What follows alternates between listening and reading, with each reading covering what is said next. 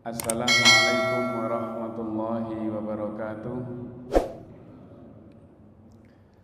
Alhamdulillah, alhamdulillahilladzi ahyana ba'dama amatana wa ilaihin nusyur.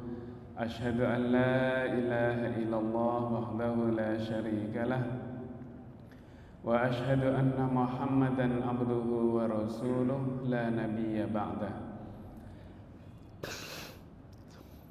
Allahumma salli wa sallim wa barik ala nabiyyina Muhammadin wa ala alihi wa sahbihi wa mawala.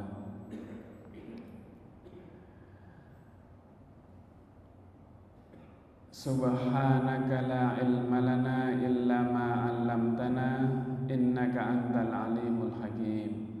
Allahumma inna nas'aluka ilman nafi'an wa rizqan thayyiban wa amalan mutaqabbalan wa syifaan min kulli da'in wa saqamin. Amin. Jamaah salat subuh yang dirahmati Allah, saya ingin melanjutkan kajian subuh, taklim subuh kita kali ini, kajian yang kurang lebih sebulan yang lalu, yaitu tentang doa. Kalau sebulan yang lalu baru pengantarnya saja, bagaimana pentingnya doa bagi kita, bagaimana butuhnya kita dengan doa itu, maka kita mencoba hari ini, pagi ini, apa sih doa itu? Kata doa itu berasal dari da'a yad'u da'watan du'aan. Jadi da'a yad'u itu artinya memanggil, menyeru. Kemudian karena yang diseru itu ada di atas kita, maka orang mengatakan dengan doa. Lalu apa bedanya dengan perintah? Perintah itu kalau di dalam usul fikih itu al-aslu fil amri lil wujub. Jadi kalau misalnya bahwa yang namanya pada dasarnya yang namanya perintah itu adalah sesuatu yang untuk diwajib dilaksanakan. Nah, itu namanya perintah. Di dalam doa juga kita sebenarnya ada kata-kata fi'il amar yang namanya juga perintah. Misalnya kita mengatakan Rabbana atina fid dunya hasanah. Jadi kata-kata atina, ya Allah ya Tuhanku, berilah aku, berilah kami. Nah, itu kan berarti ada perintah. Makanya sebagian ulama ada yang mengatakan usahakan kalau kita berdoa itu jangan pakai kata fi'il amar. Masa kepada Allah kita akan memerintahkan. Nah, di dalam usul fikih itu dikhususkan. Ketika perintah itu diberikan atas kepada bawahnya, baru itu namanya perintah.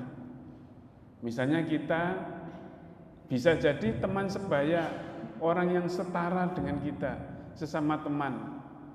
Tetapi itu pun kita diajarkan untuk lebih sopan, lebih santun. Pak Asmawi minta tolong saya diambilkan air. Dikasih minta tolong. Meskipun itu sesungguhnya juga perintah. Jadi apalagi kalau bawah ke atas seorang hamba kepada Tuhannya, seorang staf kepada atasannya, maka itu dinamakan permohonan atau kita sering menyebutnya kalau kepada Allah sering disebut dengan doa. Nah, makanya di antara para ulama mengatakan usahakan jangan pakai kata perintah agar kita tidak memerintah kepada Tuhan. Contoh doa yang tidak ada kata perintahnya, doanya Nabi Adam. Rabbana dzalamna anfusana wa illam taghfir lana wa tarhamna lanakunanna minal khasirin. Ya Tuhan kami, dzalamna anfusana, kami telah mendolimi diri kami sendiri. Fa illam taghfir lana, jika engkau tidak mengampuni kami, wa tarhamna, dan merahmati kami, lanakunanna minal khasirin, maka sungguh kami termasuk orang-orang yang merugi. Doanya Nabi Yunus juga sama. La ilaha illa anta subhanaka inni kuntu minadz dzalimin. Tidak ada kata perintahnya, tetapi itu menjadi doanya Nabi Yunus ketika di dalam perutnya ikan paus itu. Jadi hanya di akhirnya inni kuntu minadz dzalimin. Saya ini termasuk orang-orang yang mendolimi diri sendiri ya Allah, karena melarikan diri dari kaumnya.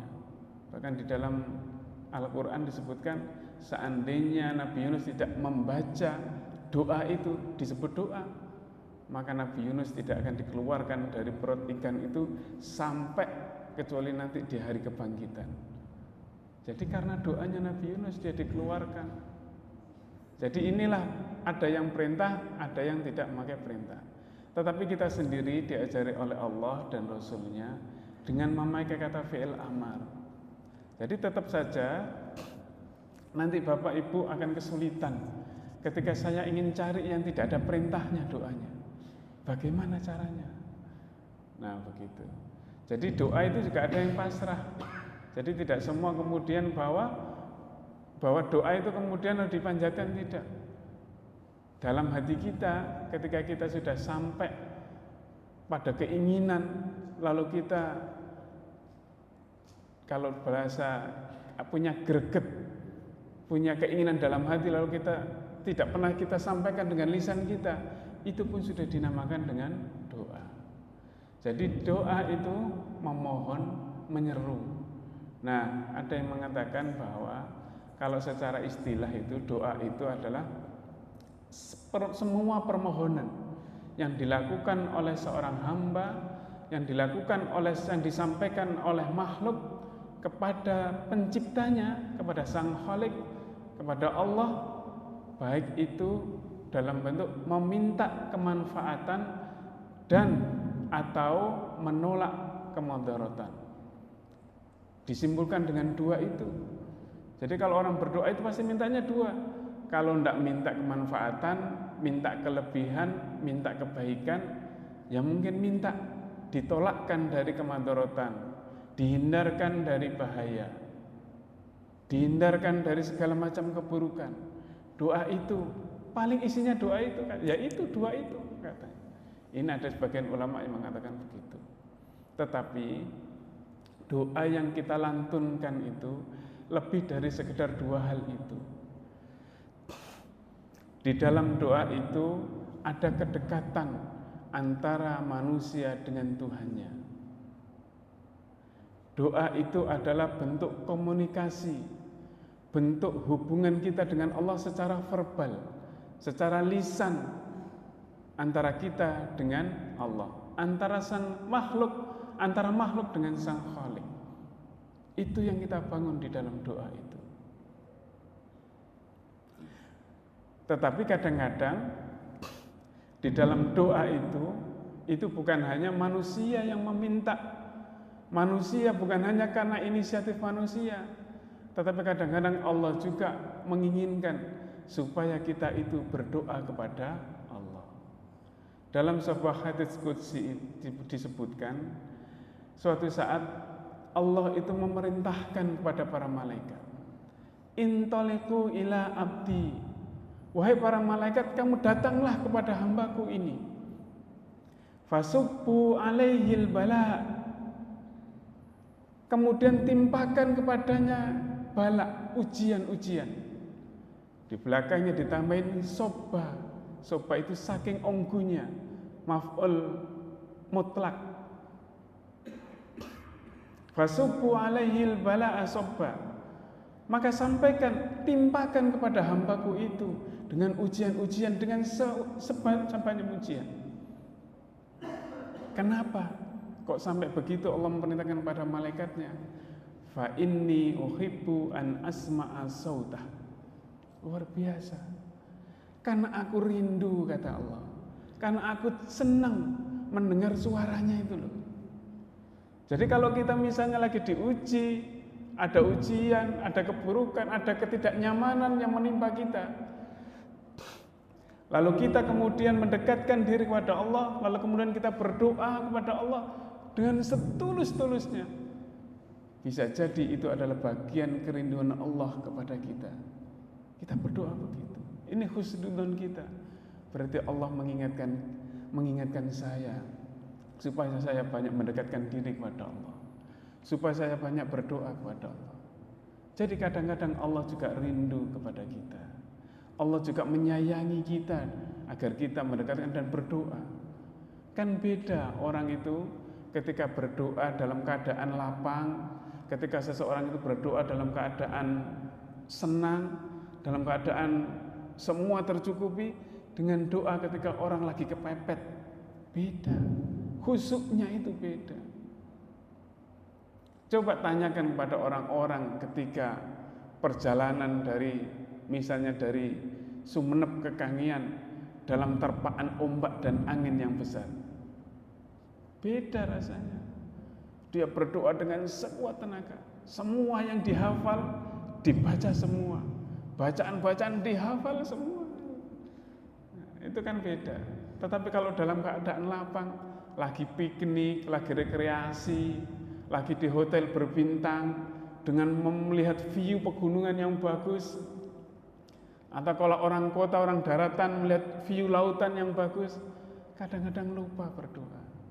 Maka saya pernah membaca, jadi kalau lagi senang-senangnya kita, lagi lapang-lapangnya kita, maka banyaklah berzikir, banyaklah ingat kepada Allah, banyaklah berdoa kepada Allah. Maka ketika kita dalam keadaan sempit, Allah akan melindungi kita. Seperti layaknya kita berdoa ketika di waktu lapang itu. Jadi tidak hanya karena kita yang ingin berdoa kepada Allah, tapi kadang-kadang Allah juga ingin mendengar suara kita. Dan berdoa itu kadang-kadang harus disampaikan. Tidak mungkin terus kemudian kita diam saja. Dalam sebuah hadis riwayat Al-Hakim disebutkan, inna syaitana qala li rabbil izzah. Suatu saat iblis itu, syaitan itu berkata kepada Allah yang maha mulia, wa bi izzatika wa bi jalalika wa jalalika ya Rabb, la abrahu ahwi ibadaka ma damat arwahuhum fi asatihim. Kata setan itu, demi kemuliaanmu dan keagunganmu ya Allah, saya akan menjerumuskan, akan menggoda hambamu selama ruhnya ada di kandung badannya, katanya. Faqala Rabb, maka Allah berkata, berfirman, wa bi izzati wa jalali, maka demi kemuliaan dan keagunganku, la azalu aghfir lahum mata matistaghfaruni, kata Allah. Jadi demi kemuliaan dan keagunganku, kata Allah, la azalu aghfir lahum, saya tidak akan pernah berhenti mengampuni mereka, tetapi ada syaratnya, mata matistaghfaruni, selama hambaku itu meminta ampun kepadaku. Jadi kalau ingat, artinya itu ada tanda bahwa dia ingat kepada Allah lalu meminta ampun kepada Allah. Ini artinya apa? Bahwa kita pun harus menyampaikan apa yang menjadi keinginan kita dengan berdoa kepada Allah. Nah, berdoa itu lebih dari sekedar permohonan akan kemanfaatan dan menolak kemadharatan. Tetapi di dalam doa itu ada ketundukan manusia kepada Tuhannya. Artinya kita tunduk kepada Allah dengan keputusan yang Allah berikan kepada kita. Itulah doa yang kita sampaikan. Di dalam doa itu ada pengakuan atas kelemahan. Jadi kalau kita sudah berdoa meminta kepada Allah, itu artinya tanda bahwa kita itu orang lemah, bahwa kita adalah seorang hamba yang selalu ingin mendapatkan pertolongan dari Allah. Iyyaka na'budu wa iyyaka nasta'in. Di dalam sebuah doa itu ada keharuan, ada ketawaduan, ada ketakjuban kita kepada Allah. Kita bisa membayangkan ketika kita berdoa kepada Allah, di malam hari mengadu kepada Allah. Kita sampaikan apa yang menjadi keluhan kita, menyampaikan apa yang menjadi kesulitan kita dalam keseharian. Lalu kita kemudian meneteskan air mata, kan sangat luar biasa. Kita takjub, kita takzim kepada Allah. Dan di sana ada kadang-kadang ada rasa penyesalan. Kalau kita minta ampun kepada Allah, maka di situ akan menunjukkan penyesalan. Mengapa aku melaksanakan maksiat itu? Mengapa aku melaksanakan dosa itu? Jadi ada penyesalan di dalam doa yang kita panjatkan itu. Tetapi di dalam doa juga ada harapan. Harapan bagaimana, apa yang akan kita harapkan ke depan. Jadi kalau kita sudah berdoa kepada Allah, berarti kita meminta sesuatu yang kita bisa harapkan di masa. Makanya kalau sudah hari itu biasanya, ya sebenarnya bukan hanya pada tahun baru, tetapi hari-hari biasa, itu pesannya cuma 3. Untuk masa lalumu, banyaklah beristighfar kepada Allah. Karena begitu banyak dosa yang kita lakukan, maka kita minta ampun kepada Allah. Kalau untuk masa kinimu, untuk hari ini, banyaklah bersyukur kepada Allah, karena kita masih diberi kenikmatan oleh Allah, lahir dan batin. Nah, untuk masa yang akan datang, kita banyaklah berdoa untuk masa lalu kita, untuk masa depan kita. Artinya dengan berdoa itu kita bisa menaruh harapan kepada Allah. Dan di dalam doa itu ada kepasrahan kita kepada Allah. Jadi kalau sudah berdoa, tidak mungkin kita kemudian memaksakan. Seorang bawahan kepada atasan saja tidak bisa memaksakan kehendaknya, apalagi kita kepada Tuhan kita. Tetapi kita minta terus kepada Allah dengan kepasrahan, semoga Allah juga akan memberi. Lah bagaimana jika Allah tidak memberi? Nanti jawabannya di belakangnya. Jadi inilah doa yang kita panjatkan, lebih dari sekedar permohonan, tetapi ada hal-hal yang lebih dari itu yang bisa, yang ada, yang akan muncul dalam diri kita ketika kita berdoa. Jadi sesungguhnya lalu ada 5 hal bahwa bagaimana hakikat doa bagi seorang hamba selain yang tadi itu. Jadi doa itu adalah sebagai pengejawantahan, perwujudan dari fitrah seorang manusia. Jadi manusia itu wa khuliqal insan dha'ifa. Jadi manusia itu dijadikan lemah, kata Allah. Kalau sudah lemah, dia sesungguhnya harus berdoa kepada Allah. Jadi tadi itu mengakui, ada pengakuan akan kelemahan kita. Jadi mengapa manusia berdoa? Karena manusia itu memang lemah, tidak mampu. Tadi ketika di lautan, ketika kita di jalan misalnya kesulitan, ya harus berdoa kepada Allah, meminta kepada Allah supaya Allah membantu kita. Dan doa itu adalah ibadah yang diperintahkan oleh Allah dan Rasul-Nya. Ini hakikat ibadah yang kedua, hakikat doa yang kedua. Makanya kita dikatakan ya ayyuhalladzina amanu ud'uni astajib lakum. Kalian berdoa kepadaku, niscaya aku akan mengijabahi, menjawab doa kalian, merespon doa kalian. Kata Allah dalam surat Al-Mu'min. Dan kata dalam sebuah hadis, ad-du'a'u mukhul ibadah. Kita sudah singgung ini.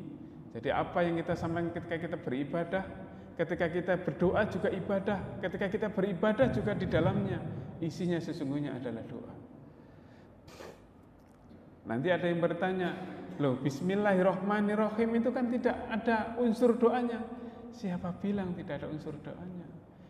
Ketika kita membaca bismillah, maka di situ ada harapan semoga apa yang kita lakukan dengan amal kita, dengan segala kegiatan kita, maka itu akan ingin kita mendapatkan ridho dari Allah. Ketika kita berdoa misalnya pagi misalnya, dzikir pagi itu kan ada Bismillahi la yadurru ma'asmihi syai'un fil ardi wala fis sama' wa huwa sami'ul alim. Diawali dengan bismillah, dengan nama Allah, yang dengan namanya, yang Allah ada nama Allah di dalamnya, tidak ada yang bisa memberikan madarat, tidak ada yang bisa memberikan menyentuh dengan keburukan apa-apa yang ada di langit dan apa-apa yang ada di bumi. Innaka antas sami'ul alim. Sesungguhnya Engkau ya Allah Maha mendengar lagi Maha mengetahui.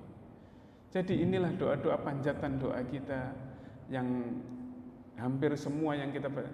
Hanya saja kita kadang-kadang tidak memahami dengan apa yang kita baca. Jadi sekali lagi sesekali mungkin kita perlu membaca terjemahannya agar kita tahu setiap bacaan yang dibaca oleh imam, yang dibaca oleh kita sendiri ketika kita sholat, kita bisa meresapi itu. Ketika kita meresapi apa yang kita baca, maka disitulah insya Allah setan juga akan tertutup, tidak akan mencopet pahala kita ketika kita sholat, tidak akan mencuri pahalanya kita ketika sholat. Tapi ini tantangan yang sangat luar biasa, susahnya luar biasa bagi kita. Kita tetap berusaha untuk itu. Meskipun sholat kadang-kadang cuma 5 menit, cuma 3 menit misalnya 2 rakaat, tetapi tantangannya untuk ingat full kepada Allah itu sangat susah. Jadi kita perlu belajar terus.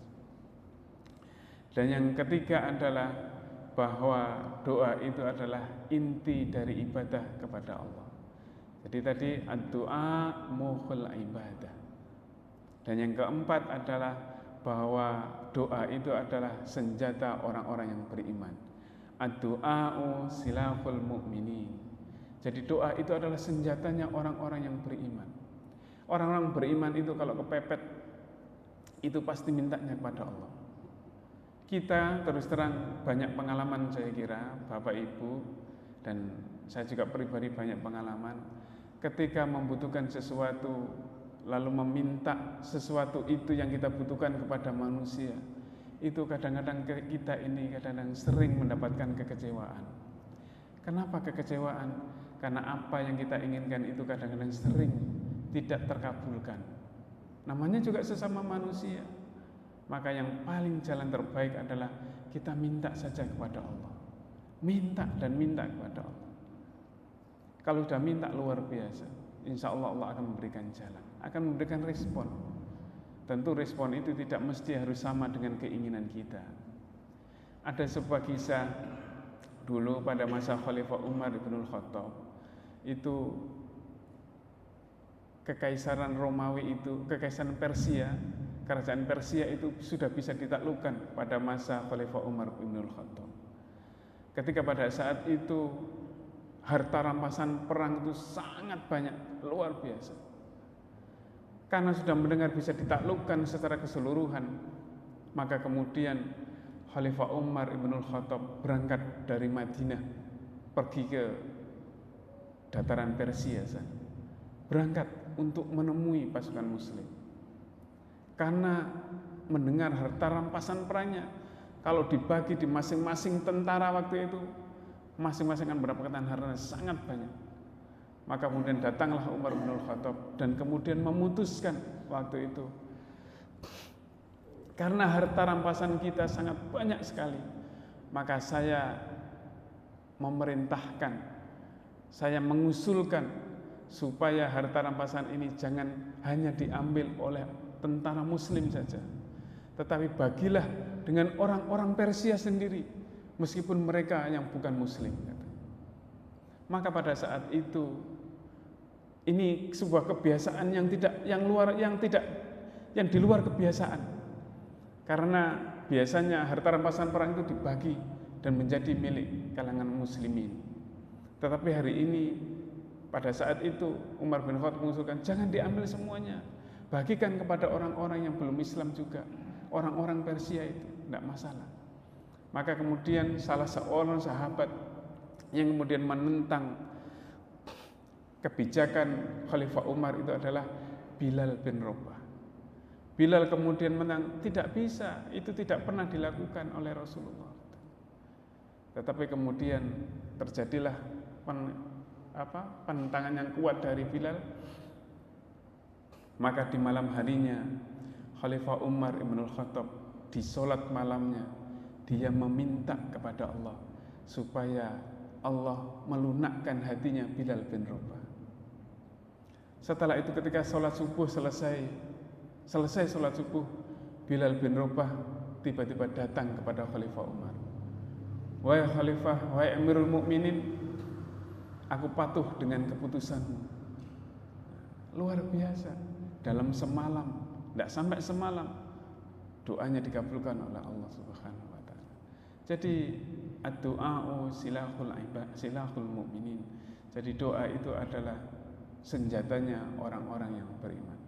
Dan yang kelima adalah bahwa hakikat doa itu adalah pada dasarnya doa itu adalah sebagai langkah pemantapan jiwa bertauhid kita. Jadi ketika kita sudah mau berdoa, maka disitulah kita mengakui bahwa Allah itu ada, Allah itu dekat dengan kita. Nanti di surat Al-Baqarah juga ada. Jadi bahwa Allah itu maha mendengar, Allah itu maha kuasa, Allah itu maha melihat, Allah itu maha mengetahui, semuanya ada dalam doa kita. Jadi inilah hakikat doa, 5 hakikat doa. Nah, doa-doa itu yang kita lakukan. Saya pada kali ini hanya menjelaskan semangatnya saja. Nanti kalau bagaimana, di mana tempat-tempat yang diijabahi doa, waktu-waktu yang bagaimana, saya kira nanti Bapak Ibu bisa mencari di Google, banyak sudah langsung. Nanti waktu-waktu dikabulkannya doa, nanti akan muncul semua. Tempat-tempat dikabulkannya doa, nanti akan muncul semua. Nanti biar Bapak Ibu yang mencari. Tetapi saya hanya ingin, ya cakna orang Madura, meltok-meltok lah. Ini ada beberapa. Nah, doa yang salah satu yang sering kita lupa adalah doa yang makbul, yang sering kita lupa adalah doa yang kita panjatkan untuk orang lain, yang orang yang didoakan itu tidak tahu bahwa dia didoakan oleh kita. Ketika kita sendiri pulang habis sholat, lalu misalnya kita doakan saudara kita, kita sebut namanya, kita bayangkan wajahnya, lalu kita doakan, dan orang itu tidak tahu kalau kita doakan, itu bakal bagian doa yang diijabahi oleh Allah. Jadi di situ ada keikhlasan. Biasanya kan gitu, sudah saya doakan. Kadang-kadang terbersit dalam hati kita, oh dia biar tahu kalau dia itu saya doakan. Kadang-kadang muncul riaknya itu loh yang dalam diri kita. Sudah saya doakan, disampaikan, nggak usah disampaikan. Biar antara kita dengan Allah dan para malaikat yang mengetahuinya, yang ikut mengamini. Dalam sebuah hadis disampaikan ada sebuah kisah. Jadi suatu saat Ummu Darda itu dikunjungi di rumahnya, tetapi sahabatnya itu tidak melihat di mana Abu Darda sedang berada. Dia lalu berkata, apakah engkau ingin melaksanakan haji tahun ini? Berkata kepada saudaranya itu. Maka Ummu Darda yang bertanya kepada temannya. Maka temannya itu menjawab, benar, saya ingin bisa melaksanakan haji tahun ini. Kalau begitu doakanlah kami dengan kebaikan, karena Rasulullah SAW bersabda, Inna da'watal mar'il muslim mustajabah, kata Allah. Kata Rasulullah, sesungguhnya doa seorang muslim itu akan diijabahi oleh Allah li ahihi bidhahril ghaib, kepada saudaranya yang saudaranya itu tidak hadir, tidak tahu kalau sedang didoakan. Maka kata Rasulullah, kullama da'a li ahihi bi khairin, maka setiap doa yang dipanjatkan oleh seorang muslim untuk saudaranya agar dia mendapatkan kebaikan, maka para malaikat itu yang ada di samping kita itu akan qala amin. Maka dia akan, ya Allah kabulkanlah itu. Walaka bimithli, dan kepadamu juga akan mendapatkan hal yang serupa, katanya. Jadi sesungguhnya hadis ini ingin mengatakan, ketika kita misalnya sedang berjalan, lalu ketika melihat ada orang yang misalnya seorang pengemis, lalu kepada seseorang yang mungkin lagi jualan di pinggir jalan, lalu kemudian kita melihat orang tua yang sepuh, kita doakan, ya Allah sehatkanlah ia, ya Allah. Ya Allah luaskanlah rezekinya, ya Allah. Ya Allah, dekatkanlah ia ya Allah. Kita jalan misalnya ke masjid, lalu ada yang tidak memperdulikan, ada anak-anak remaja yang masih nongkrong di pinggir jalan kalau subuh malam minggu. Kita doakan, ya Allah beri petunjuk ia ya Allah. Maka para malaikat akan ikut mendoakan. Untuk siapa? Untuk dia dan untuk kita juga. Jadi ini yang sangat luar biasa ketika kita berdoa. Sudah dapat pahala, kita juga didoakan. Yang mendoakan kita para malaikat. Kita mendoakan orang lain, tapi yang mendoakan kita para malaikat. Dan insya Allah itu termasuk doa yang diijabahi. Jadi ini yang sering kita lupa, tetapi memang sering lupa dan akan dilupakan oleh setan. Sudah tidak usah didoakan, nanti dilupakan lewat begitu saja. Padahal kita berdoa begitu mendoakan orang lain, kita sudah mendapat pahala dan seterusnya. Jadi sekali lagi inilah yang menjadi catatan kita. Saya ingin nambah sedikit saja. Jadi doa yang kita lakukan itu juga harus dilakukan dengan penuh keyakinan. Dalam sebuah hadis Rasulullah bersabda, "Ud'u rabbakum muqinuna bil ijabah." Jadi berdoalah kalian kepada Tuhanmu, kata Rasulullah. Muqinuna bil ijabah, dengan keyakinan bahwa doamu itu akan diijabah oleh Allah. Fa innallaha la yaqbalu du'a bil qalbil ghafil.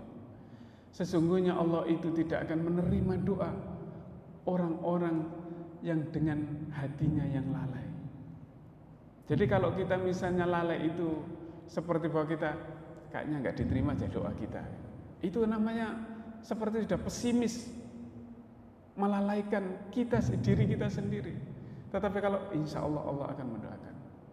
Bapak Ibu mungkin suatu saat kalau buka YouTube, cobalah buka Ustadz Nasrullah, namanya Magnet Rezeki. Saya punya membaca bukunya. Di sana di YouTube itu banyak kisah-kisah orang-orang yang diajarkan supaya dia itu yakin dengan doanya, yakin bahwa Allah akan membantu kita, yakin dengan apa yang kita inginkan ketika kita berdoa kepada Allah. Jadi misalnya suatu saat kita tidak punya sepeda motor, atau sepeda motor kita sudah mulai rusak-rusakan, sudah macet-macetan. Melihat sepeda motor bagus, lihatlah, berdoa saja kepada Allah. Bedanya Islam itu mengajarkan, melarang orang itu dengan tulal amal, dengan panjang berangan-angan. Tetapi ketika angan-angan itu kita sandarkan kepada Allah, maka angan-angan kita itu akan menjadi doa. Kalau tidak punya sepeda motor, minta kepada Allah. Bayangkan bahwa suatu saat kita akan mendapatkan sepeda motor itu. Jadi ada optimisme itu yang perlu kita bayangkan, yang perlu kita jadikan dasar. Keyakinan bahwa Allah pasti akan bahwa Allah itu akan mengabulkan doa kita. Makanya kan kita sering punya keinginan, saya sering begitu. Saya beberapa bulan yang lalu itu tidak pernah membayangkan bahwa saya akan mendapatkan honor sekian. Saya kemudian bilang kepada anak-anak dan istri, semoga nak kita mendapatkan honor kira-kira sekian juta nak ya. Langsung didoakan, langsung diamini sama anak-anak. Amin ya Allah, amin, amin katanya. Padahal kalau dibayangkan sebenarnya nggak sampai segitu. Palingnya 1 juta, 2 juta katanya. Tetapi ternyata tiba-tiba ada WA masuk, Pak Bahrus, mohon rekeningnya dicek. Ketika dicek, betul seperti apa yang saya ucapkan itu yang muncul di dalam rekening saya itu, honornya. Ya Allah, luar biasa, sujud syukur luar biasa. Jadi mana? Dari angan-angan kita, bahwa kita akan mendapatkan seperti yang kita bayangkan. Dari mana optimis datang? Dari doa yang kita lantunkan, dari doa yang kita panjatkan kepada Allah. Saya beberapa hari yang lalu itu membayangkan, ingin mendapatkan, saya kok ingin makan pastel kering ya katanya. Begitu, enggak punya pastel kering. Lalu tiba-tiba kemarin saya bersilaturahmi ke Kalianget Bapak Ibu. Pulang dibawain tuan rumah itu dibawain pastel kering. Bayangkan. Apalagi kalau Bapak Ibu tahu ceritanya orang-orang kalau sudah dia ada di Mekah naik haji atau umroh. Bayangkan yang enak-enak. Bayangkan yang enak-enak. Saya ingin pulang membawa Al-Quran mushaf yang diberi langsung dari masjid. Enggak ada bayangan. Tetapi ada saja jalan yang Allah berikan. Teman saya itu panasnya hari membayangkan, coba kalau kayak gini ya, makan jeruk yang seger, luar biasa. Ada orang memberikan jeruk. Jadi ada banyak hal yang kita bisa bayangkan. Tetapi bedanya dengan tulal amal, dengan panjang angan-angan adalah bahwa angan-angan kita, keinginan kita apa saja sampaikan, mintakan kepada Allah, sandarkan kepada Allah. Niscaya Allah juga akan memberikan kepada kita. Jadi kalau sudah berdoa, jangan sampai mengatakan jika engkau menghendaki ya Allah.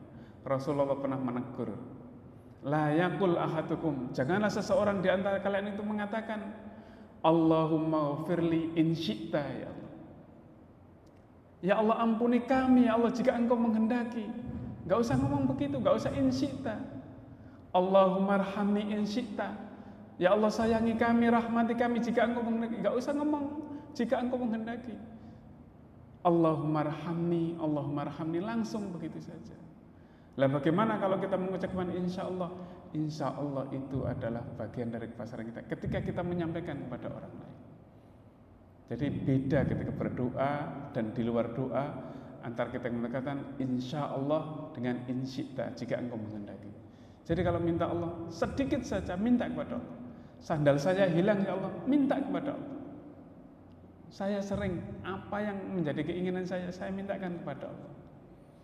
Ayam saya ngerami telurnya saja, saya doakan ayamnya itu. Ya Allah, jadikan ayam semua ya Allah telur yang dirami itu. Dari 14 telur yang menetas itu 13. Luar biasa. Saya yakin itu adalah bagian dari doa yang kita panjatkan kepada Allah. Jadi yang kecil itu adalah bagian dari kemanjaan kita kepada Allah. Membangun kedekatan dengan Allah, itulah dengan doa. Dan yang terakhir, ini mungkin sering disampaikan bahwa doa yang kita panjatkan itu pasti terkabul. Cuma dalam sebuah hadis disebutkan, ma'alal ardi muslimun yad'ullaha ta'ala yad'uhu illa atahullahu iyyaha. Tidak ada seorang muslim pun di atas bumi ini yang berdoa kepada Allah dengan sebuah doa, dengan sebuah permohonan, illa atahullahu iyyaha, kecuali Allah pasti akan memberikan, Allah akan merespon doa itu. Cuma doa responnya beda-beda. Ada yang sesuai di satu pertama, ada yang dikabulkan sesuai apa yang menjadi keinginan kita. Yang kedua, jika tidak sesuai dengan keinginan kita, maka itu berarti au sarfa anhu minasu'i mithlaiha. Jadi kalau tidak dikabulkan itu berarti Allah telah menghindarkan kita dari satu kejelekan yang setara dengan doa yang kita panjatkan itu. Berarti apa yang kita minta, yang kita inginkan itu bisa jadi itu tidak menjadi kebaikan bagi kita. Ditangguhkan dulu sama Allah. Kadang ditunda dulu sampai beberapa tahun kemudian. Ada yang doa kita tidak dikabulkan hari ini, tetapi anak kita yang mendapatkan barokah dari doa kita itu, mendapatkan kebaikan dari doa itu. Makanya ketika kita mendoa Rabbana hablana min azwajina wa dzurriyyatina dan seterusnya, maka itu bisa jadi doa tidak hari ini, tapi anak cucu kita juga akan mendapatkan dikabulkannya doa itu. Jadi kita optimis bahwa Allah pasti akan akan mengabulkan doa itu. Dan yang terakhir dalam riwayat Ibnul Hakim, Allah akan menyimpan au yadkhiru lahu minal ajri mithla. Jadi kecuali Allah juga kalau doa kita tidak dikabulkan di dunia, berarti Allah menyimpan doa kita itu akan diberikan Allah ketika kita nanti di hari akhir. Saya ingin minta rumah yang bagus, minta rumah yang bagus. Minta rumah, tapi tidak mendapatkan rumah di dunia. Nanti suatu saat ketika di akhirat nanti jangan-jangan kita kaget. Duh, saya kok banyak rumah, banyak begini di surga, di akhirat. Itu berarti doa kita dikabulkan Allah di hari akhir. Jadi sekali lagi, semoga kita termasuk orang-orang yang tidak bosan-bosannya berdoa kepada Allah. Sedikit-sedikit minta kepada Allah.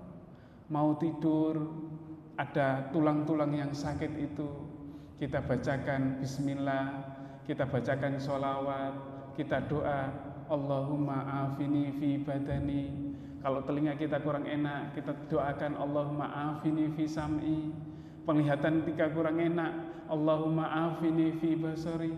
La ilaha illa anta. Jadi sambil dipijit-pijit, sambil dimintakan kepada Allah, insya Allah nanti bangun tidur enak. Apalagi ditambahi balsem di kayu putih, luar biasa. Jadi sekali lagi ini yang bisa sampaikan, semoga yang sedikit ini ada manfaatnya bagi kita, ada hikmah yang bisa kita ambil, dan sekali lagi semakin mendekatkan diri kita kepada Allah Subhanahu wa taala. Subhanakallahumma wa bihamdika asyhadu an la ilaha illa anta astaghfiruka wa atubu ilaik. Rabbana taqabbal minna wa du'ana innaka antas samiul alim. Amin amin ya rabbal alamin. Wassalamualaikum warahmatullahi wabarakatuh.